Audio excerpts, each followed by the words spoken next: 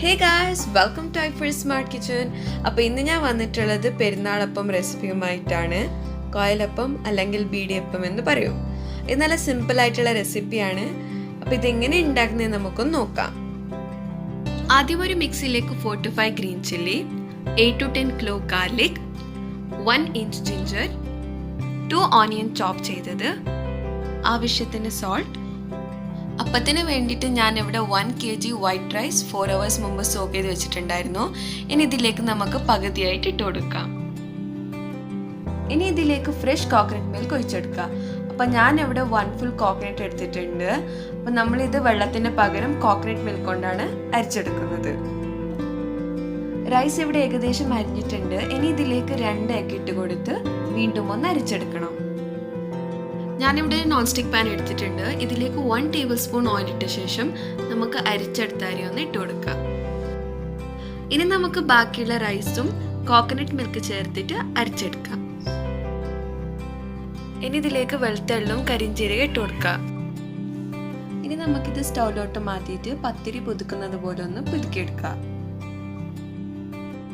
പുതുക്കി കഴിഞ്ഞ ശേഷം ഞാനൊരു പ്ലേറ്റിലോട്ട് ട്രാൻസ്ഫർ ചെയ്തിട്ടുണ്ടായിരുന്നു.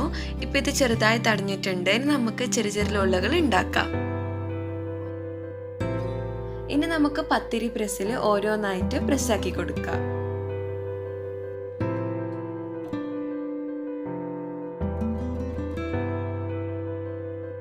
ഈ വീഡിയോയിൽ കാണുന്നത് പോലെ റോളാക്കി എടുക്കണം.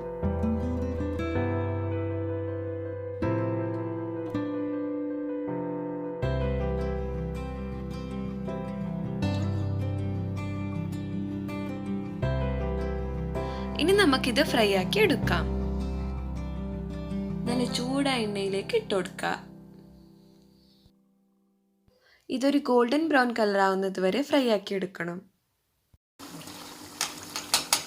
ഏകദേശം ഇവിടെ റെഡി ആയിട്ടുണ്ട്. ഇനി നമുക്കിത് എണ്ണയിൽ നിന്ന് മാറ്റിയെടുക്കാം.